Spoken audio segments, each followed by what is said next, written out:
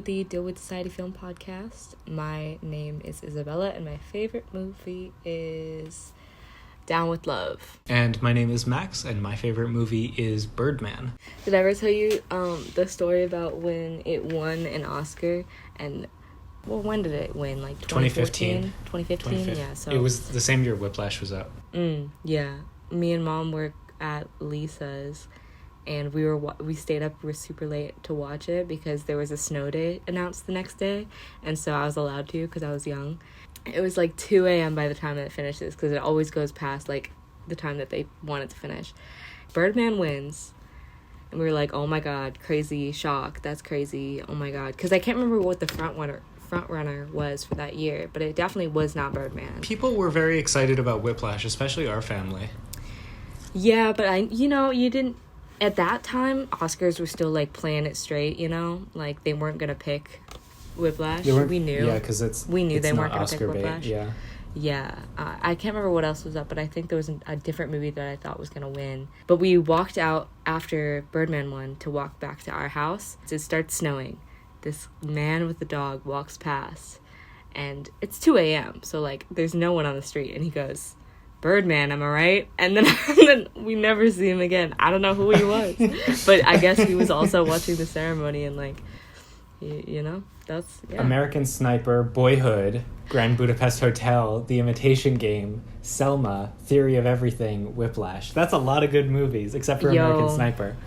Yeah, I think I thought Selma was gonna win. Boyhood. No, Boyhood is Oscar bait. Boyhood is Oscar bait, but for screenplay. Because, I think they would give... What's his face? Is it Fincher? Wait, right? Linklater. Richard Linklater. Linklater. Okay, same first name. Wait, no, it's not. David It's Fincher. Completely a different first name. They're all the same to me. But, yeah. Selma, I think, should have won. I can't remember. I thought it did win. Maybe I just, like, rewrote it in my brain. Birdman was good, though. I want to rewatch it. So what movie are we talking about today? I was gonna say, speaking of animals, birds. Where are we talking about animals? Birds. Oh, birds. Birds and mice. We're talking about The House today, which it's an anthology series. It's a movie. It's got 3 stories in it, right? Yeah. But it's animated, stop motion. Do you want me to read the intro? Yes. Across different eras, a poor family, an anxious developer, and a fed-up landlady become tied to the same mysterious house in this animated dark comedy. Yeah. I didn't realize that it was the same house. Hold on. I thought it was just... Did you miss the entirety of the movie? I saw the movie. Look at the cover, bro. It's the same. It's 3 different versions of the same house. I get that. I guess I just didn't realize... I thought that it was just 3 people who were tied to houses, who were tied to... The tagline is 3 visionary tales, 1 unforgettable place. I went in totally blind. All right. I didn't even look at the cover, actually, before I saw the movie. Yo, I just got sniped by a cat. You know what, though? I'm looking at the Letterboxd page. You know what I didn't realize? What's that? Mia Goth voices Mabel, and I don't remember which character is Mabel. I saw this a couple weeks ago. But I literally, 2 nights ago, I saw X for the first time, and last night I was freaking supposed to see Pearl. But then Mondays are crazy, and so then I had to not see it. But she's like the main character in X. Wow. Anyway, Rise of Mia Goth. What a great name that is for to be in horror. Okay. Anyway, how should we go about talking about this? Do you want to talk about the different stories? Sure, yeah. Do you want to talk about the first story first? Sure. You're going to have to kind of revive my memory on this, because I did see this a while ago. But yeah, it's the rats, right? No. The first story is it in the people? movie is the 3 people upon building the house. This is the construction of the house and the... Of course, right. Yeah. Which I guess makes sense. So the first story is about how the house was created. Each of the different stories in this have different animation styles. They're all stop motion, but they all use totally different features to they use different materials basically to describe or to build the worlds that they're in. The first one, everything is felted. Even the banisters, even the wood is felted. All the Okay, yeah. characters are felted, right? So the main characters, it's a family.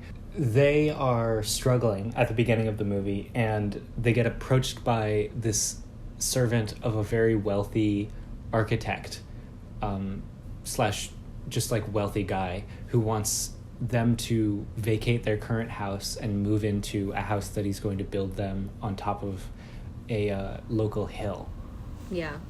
It's very unclear as to why he wants them to do that, right? I thought it was for, like, business. I thought it was, like, for monetary. I don't know. I don't really remember that story, because honestly, the humans did not really intrigue me that much. I just get, like, they're setting up the story. But in terms of, like, the different animation styles, were the fox and the mice different different I think styles? so. Yeah. How? I think so. I don't know, just the way that their fur was animated looked different to me in some way. I don't know. I mean, I it's don't know different exactly fur. what it was about it. Yeah. What I took from it was, like, of course the first one is different. It's felted. Everything's soft. Everything's lighter. It's kind of easing you into the story. Although I think the first one was the most horrific of all of them. But Yeah. like, even in the poster, you see, like, the bright white light that's like a new beginning. They're building a house. They're building a foundation. And then as the stories go on, like, the house kind of hardens and it deteriorates, which you really see in, like, the last story. So that's kind of what I saw in the different shaping of the house. There's also this theme in the first one that we can sort of get to, which is about, like, the fact that the house and the characters are made of the same material is very important, I think, to the reveal at the end of the first story. Yeah, I mean, it definitely ties them to their house. Like, this is how you do animation that's based on a place, not about people. And, you know, I don't know, it, like, just really works well. Yeah. Drink every time I say works well. Anyway. The second one, I think the character design and all of the character wardrobes are much more interpretive than the third. If you look at the clothing of the characters in the second story as opposed to the third story, all of them are very exaggerated. Like, you've got the old couple, right, who one of them is, like, incredibly wide and the other is incredibly tall. They have these big bulging eyes, but then you also look at everyone's clothes, and they look like doll clothes. They don't look constructed as though they were human clothes in the way that everything in the third story looks so hyper-realistic. It almost looks like the models that they used were bigger than the models in the second story, just because of the detail in their clothing and the way that their clothing fits the characters like humans. I think part of that is that they're mice and, like, rats, which are, like, we know as kind of more grimy and gross and smaller than cats. But also I think this film was very set on showing you one place throughout time, like, throughout its entire lifespan. So in the beginning we get, like, new beginnings, we get a foundation, and then it's kind of like when you shift to the rats who take over the house, they're still kind of figuring out how to act and how to live in a house, because isn't that a housewarming or something? He's trying to sell the house. He's renovating the house, the main character in the second story, The rat? trying to sell it. Yeah, the rat. Okay, what's the party that was going on? He was showing it to possible buyers. Ah, okay. Yeah. So I think there's, like, a level of like a distance between them becoming, like, people who live in the house and, like, them living as humans in a house. Like, Absolutely. I think there's just a disconnect. I feel like both of us are kind of living this house, this in this house right now. You know what I mean? Like, didn't you guys have a mouse problem? Yeah, actually, I did. I wanted to tell Mom and Dad not to go see this movie. Yeah. Because it's the mice in the second story are so frustrating and frightening and real that they were actually my that's my favorite story is the mice. I just think they're so cute. They're such cuties. Well, they're not mice. It's mice living in the house and then bugs infesting the house. Yeah, but it's so cute. Yeah, I agree with you that there's a progression there from interpretive to realistic, where like the first story is the most out there interpretive stylistically. The second is like slightly more realistic but still very interpretive, and the third is just like very realistic, both in terms of its animation style and in terms of the story told, like how fantastical is the story that is told there. It is showing like the house's lifespan, and I think the stories go along with that. So right. But it's also less mystical than the first or the second one. Like the second, so, there's, well, maybe we can talk about just the general plot. The first one, they get brought into this house, and the parents of this family are totally entranced by the house, and are sort of like don't even care about the point of view character, which is the child, the older child. The older child and the younger child are exploring the house and find that it's still being developed and being changed every day. Here, one sec, I actually have to answer something. I'll be right back. That's not me. I hope you didn't turn the recorder off, because then I have to resync it. No sound. Sorry, I thought I heard a knock at my door. I think it was just another door closing. Maybe that's house-like. Yo, it's the house. Yo, you're moving into a new house. We got all the 3 levels of the story. You're moving into a new house. You got the mice that were overtaking the old house, and I got this freaking cat who won't stop clawing. Anyway. Yeah, I agree with you. You're totally right. Relatable. Where was I? Oh yeah, the older child is exploring the house and finds that it's still being developed, and that the rich like architect person who's building it is just this like absolutely out of his mind man who's like building new additions every day and employing actors to pretend to be servants, turning the parents into part of the house, which is the reveal at the end, is that the mother turns into a curtain and the father turns into a chair, and the kids are the only 2 left. Right. And then that ends with like the kid, I believe, hold on, that ends with the kid sort of escaping from the house and running away as the house lights on fire. And that's why I thought that I didn't realize that it was the same house. But yeah, so the entire house lights on fire because it's all made of felt, and also the parents are made of the same material as the house is, and so turn into the house. That was like the horrific sort of mystical magical thing that happened in the first one. Very out there, very like interpretive.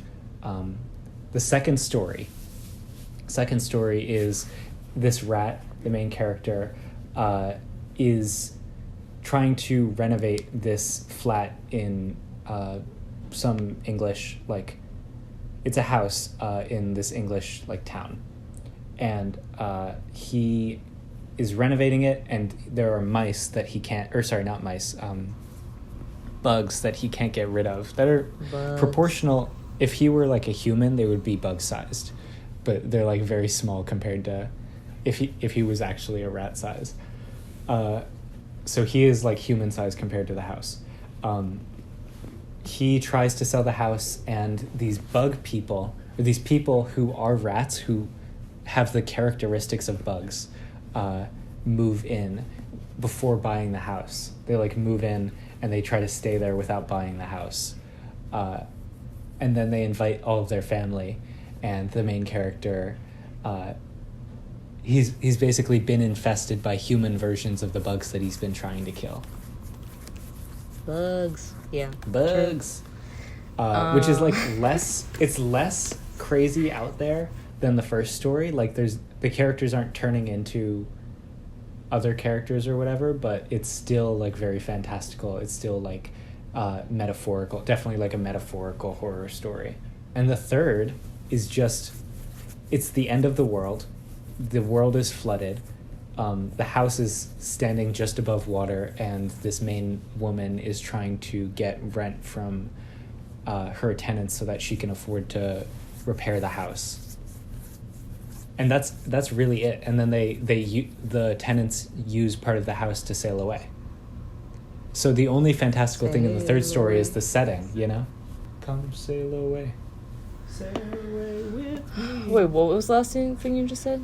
The only fantastical thing in the third story is the setting of the story. There's nothing past the setting that is magical.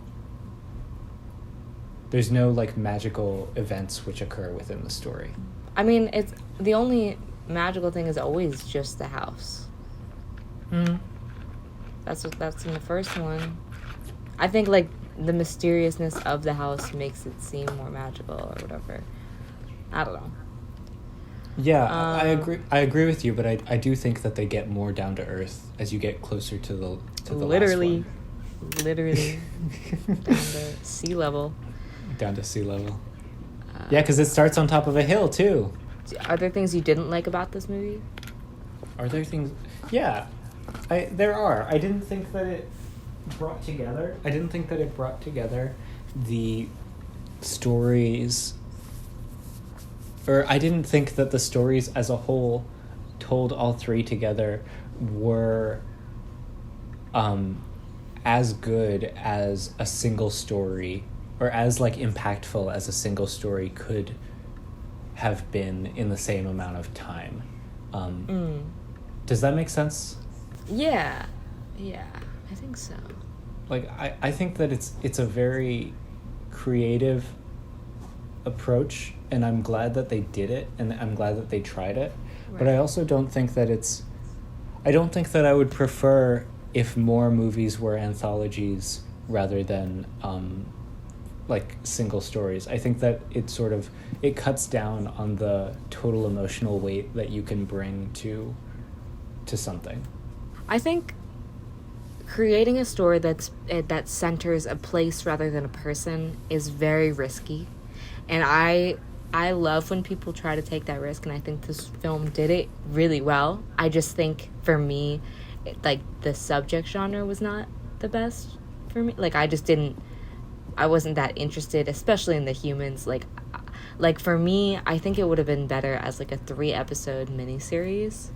Yes. So I can kind of piece apart, like, I would rewatch the middle segment only, I think, or like the last segment, but I don't think, like, as far as narrative-wise, it didn't really keep my interest the entire time. But that said, like, I really appreciate the risk that they took with this type of film, and I whenever I see people taking risks, I'm like, yes, continue, because there's far too many movies that are the exact same, which is good too. Like, sometimes you just want the same, but it's always refreshing when you see something new. So I was thinking about the stories in the second one, or the characters in the second one. You know, the elderly couple in the second story. Okay. I really thought that the woman was 3 mice in a trench coat. But yeah. It's not the case, because she ends up, like, there's a scene where I think they're in a bath together, and so you can see that she's not 3. But she does have 6 arms, I think. There's 2 hidden arms that they have, which you can see at the end when they're all together in one big house. Did you catch the ending of the second story? He gets arrested, the rat. He gets arrested for harassing his, I think, dentist, because there's this character that he's talking to throughout the movie, or throughout the second story, and he's always on the phone with them, and he's like, darling, it'll just be, a couple more days, and then I'll sell it. We'll be able to go on a nice trip to Aruba or something. It'll be really lovely. And he's like, I know, I'll stop calling you that. At the end of the calls, it's like the rule of 3s. And then at the end, he gets apprehended by the police, and after calling them to try and get them to remove the tenants who are staying there illegally, and they're like, you're being arrested for harassing your dentist because you keep calling him darling and stuff like that, and it makes him really uncomfortable, and he's asked you not to call him. Like, I thought that was such a good twist to realize, like, how out of touch with reality the main character, who seemed like pretty stable despite having, and was just like a person who was stressed from circumstances, actually was. Right. Yeah. Like, that makes it even more horrific that he's like already off the brink and the audience didn't even realize it. True. Did you notice that each of the sections have their own director? Oh, really? Oh, I did notice that there were a lot of directors, yeah. Yeah, so each one has its own director. I really do think that this would be better as a miniseries. Yeah. I wonder if it started as one, and just for financial reasons it couldn't be, but... It's silly, isn't it, that, like, the only change that would have to happen would be to cut the episodes to make them 3. And we think that would improve it. But I really do think that, like, when you go into a miniseries, you have a bunch of conceptions about what it's going to be like that are different. Yeah, that are different from a movie. Yeah, like take Over the Garden Wall, for example. Like, if that came out as a singular movie, it would be great. It'd be awesome still.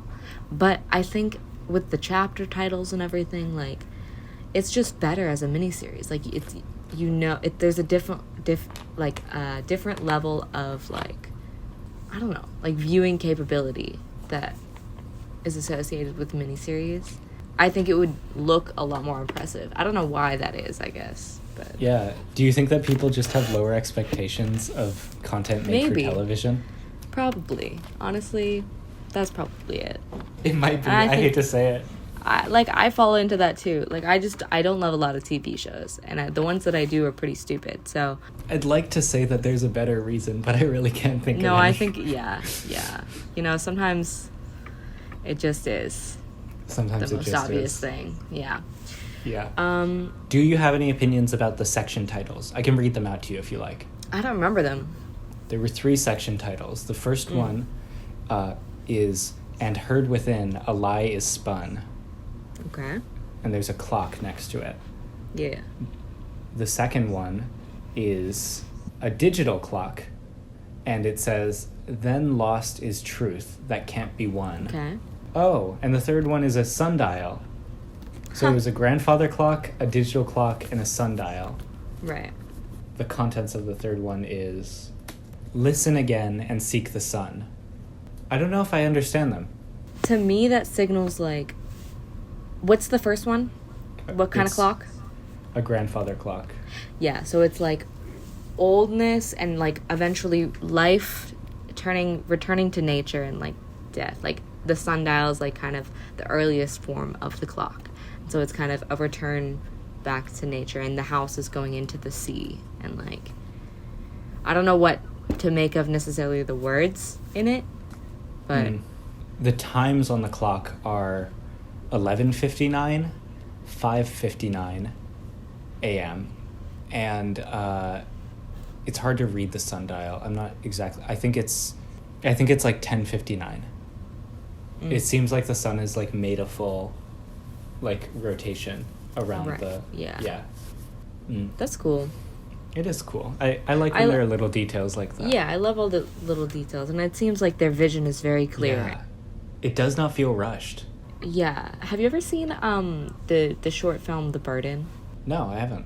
So this film reminded me a lot of it. It's stop motion. Like, actually, the director is one of the directors that directed The House, so that makes a lot of sense. I actually like The Burton a lot more. It's like 15 minutes. It's on... I don't know how the heck it got on Criterion, because it came out in 2017, but whatever. I don't know if The House got there for me, but The Burton did, and so I think there's a lot of hope for that. I don't think that there's anything to be improved about this work. I just don't know if the totality of it really impressed me. Yeah. It just depends on the person. I think, definitely. Like, The Burden got to me because I love shopping centers, and it's just little guys dancing. There's more to it than that, but I think, like, The House, just the setting didn't appeal to me, you know? It was okay. You know when you like a film, you know? Yeah, what would you rate it? I gave it a 3.5 out of 5 on Letterboxd. Yeah. What do you give it? I gave it a 3 out of 5 on Letterboxd.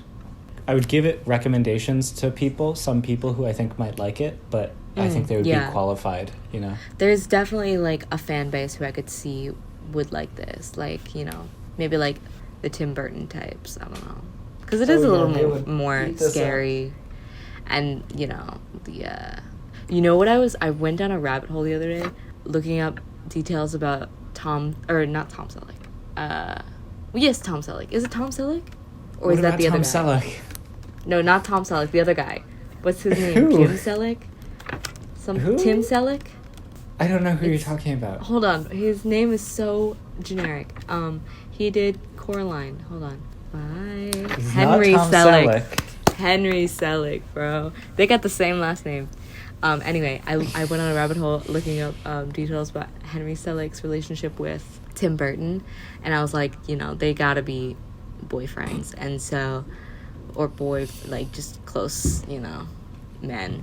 Yeah. And because they've worked together on a lot of things, they went to Cal Arts together. They did a lot of projects together, and I just think it's, you know, it's cute. Yeah. Anyway, I don't know how I got on that. But that's the house. We're gonna give you recommendations, I think, in a second. But I also want to mention in this little in-between stage that we're currently collecting votes for impermanent categories. So we had people submit their category options, and then now we're having people vote on their favorites to help us choose.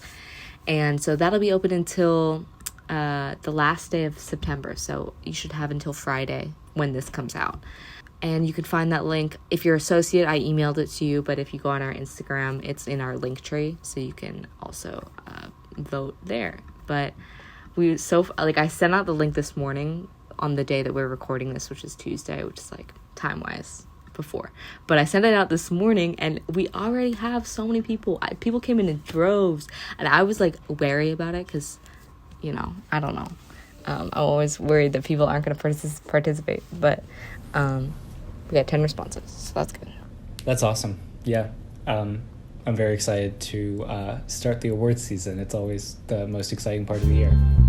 Hello. So, yes, I just mentioned that we are currently voting on impermanent categories right now, and you can find all that information on our website, dillweedsociety.com. And also, we are in our final stretch of the recruitment season, so if you want to join this year, now's the time to do it. On whatever platform you're listening to this on, there should be a link in the description that takes you right to the apply link, or you can go to apply.dillweedsociety.com, and it takes 2 seconds. It's completely free. We would just love for you all to participate in this year's ceremony if you're not already involved. We love movies. We hope that you love movies, so we're just really excited for this year. All right, now back to your regularly scheduled programming. Today, I would like to recommend the film Anais in Love. It was released in France in 2021, but it was released in the United States in 2022. I think that this movie is interesting. I would recommend it, especially if you liked. I'm going to list out a lot of movies that it reminded me of: Portrait of a Lady on Fire, The Worst Person in the World, Frances Ha, Call Me by Your Name.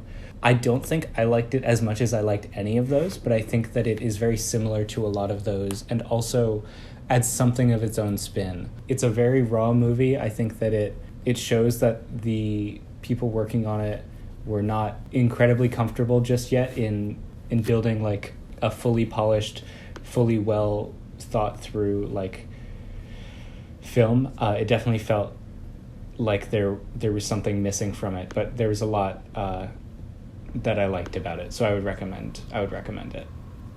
What's it called? Anais in Love. Where did you watch it? I watched it in theaters in May. Ah, cool. Yeah. Neat. So I'm gonna recommend another horror movie-ish. It's kind of it's a thriller. It's not really a horror movie. It's called No Exit. It is somewhat based on the play by the same name. Anyway. If you know anything about the play, it's like that, but modernized, and I think the thriller aspects of it are actually really good, and my review for this film was everything went to hell in the third act. If you know the play, that's like a joke, but it's true of the movie too. Like it just like it falls apart. Anyway, but the beginning is pretty good, and it's on Hulu if you want to see it. I have to see that. That was a fantastic pitch. I read No Exit, the play, when I was in college, but I don't remember a ton about it other than the like broader plot and some of the best lines. Yeah. So I have to watch this movie. I That don't sounds know awesome. if you're gonna like it. I don't know if you're gonna like it because it is like kind of, it strays away from the text a little bit, but maybe fine. we'll talk about it on the pod.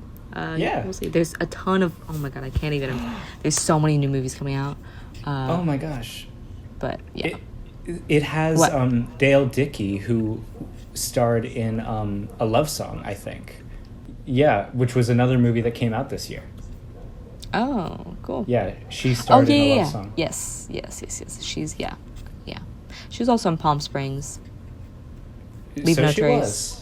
Yo, she was in Princess Protection Program. I love that movie. That was my like sick movie when I was sick. Anyway, so yeah, I think that's gonna be it for today. We will catch you all next Monday. Thanks so much for listening.